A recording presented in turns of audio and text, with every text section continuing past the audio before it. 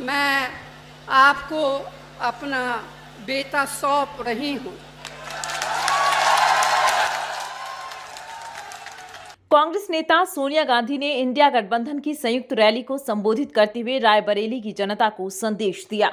उन्होंने कहा कि मेरा आंचल आपके प्रेम और आशीर्वाद से जीवन भर भरा रहा। आपके प्रेम ने मुझे कभी भी अकेले नहीं पड़ने दिया। मेरा सब कुछ आपका दिया हुआ है। मैं आपको अपना बेटा सौंप रही हूँ। जैसे आपने मुझे अपना माना, वैसे ही आपको राहुल को अपना मानकर रखना है। राहुल आपको निराश नहीं करेगा। उन्होंने कहा कि अमेठी रायबरेली से हमारा रिश्ता 103 साल पहले किसान आंदोलन के समय से शुरू होता है और अब मैं अपना राहुल आपको सौंप रही हूं। इस दौरान सोनिया गांधी के साथ मंच पर कांग्रेस नेता राहुल गांधी और प्रियंका गांधी भी मौजूद रहीं। मैं आपको अपना बेटा सौंप रही हूँ।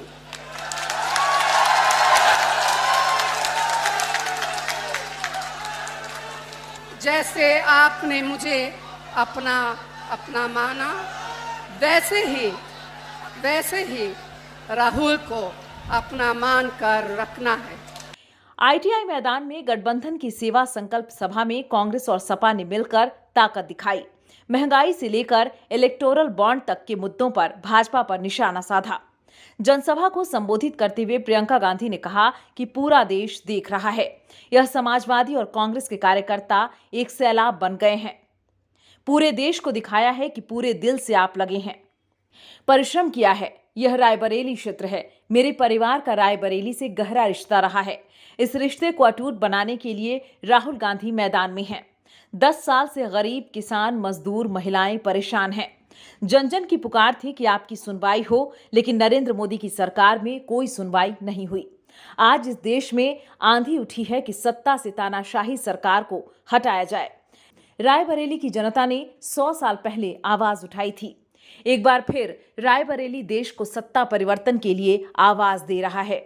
सभा को संबोधित करते हुए अखिलेश यादव ने कहा, जनसमर में बड़ी संख्या में सभी पदाधिकारी दिखाई दे रहे हैं।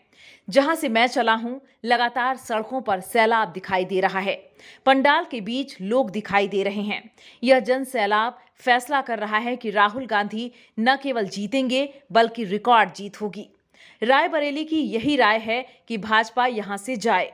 देश के एक नेता हैं जो हर जगह अपना झूठा रिश्ता निकाल लेते हैं। वह भी देख लें और सुन लें कि राहुल का सच्चा रिश्ता रायबरेली से है। उन्होंने कहा कि 1 और 1 11 होता है और भाजपा 9-2-11 हो गई है। 4 चरणों में भाजपा चारों खाने चित्त हो गई है। भाजपा वाले किसानों पर 4 काले कानून लागू कर रहे थे। किसानों को लड़ना पड़ा, कभी पीछे नहीं हटे।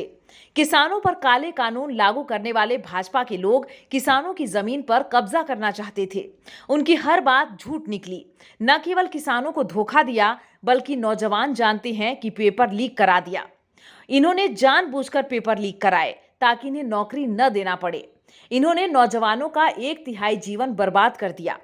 अखिलेश यादव ने जनता से सवाल किया, 10 साल पहले मोटरसाइकिल की क्या कीमत थी, अब कितनी है? बिजली महंगी कर दी, ना कोई सुविधा दी। भाजपा के लोगों ने आपके साथ धोखा किया, बल्कि किसानों की बोरी से भी चोरी की है। नैनो यूरिया को बिकवाने के लिए नया फॉर्मूला निकाला है। यह सुनने में आ रहा है कि जिसने नैनो यूरिया बनाई वह भारत छोड़कर चला गया है। इंडिया गठबंधन गरीबों के लिए फैसला लेगा। जनता कह रही है कि आपको खटाखट फटाफट हटा देंगे। जो कहते थे न खाएंगे न खाने देंगे, वह सब डकार गए हैं, गटागट गटागट। इलेक्टोरल बॉन्ड खाने के बाद डकार तक नहीं ली। यह हमारे आपके भविष्य का चुनाव तो है ही, साथ ही आने वाली पीढ़ी के भविष्य का चुनाव है। यह भाजपा वाले वैक्सीन लगवाकर हमारी जान के पीछे पड़ गए हैं। यह 400 का नारा भूल गए हैं। उन्होंने कहा कि हर चरण में जनता का गुस्सा बढ़ता जा रहा है। 7वें चरण में जनता का गुस्सा 7वें आसमान पर होगा। छुट्टा जानवरों से कोई सुरक्षित नहीं बचा है। 140 करोड़ की जनता इस बार 140 सीटों के लिए तरसा देगी। शिक्षा मित्र और शिक्षक भर्ती वाले जानते होंगे, इस सरकार में सब कुछ उल्टा पुल्टा हो रहा है।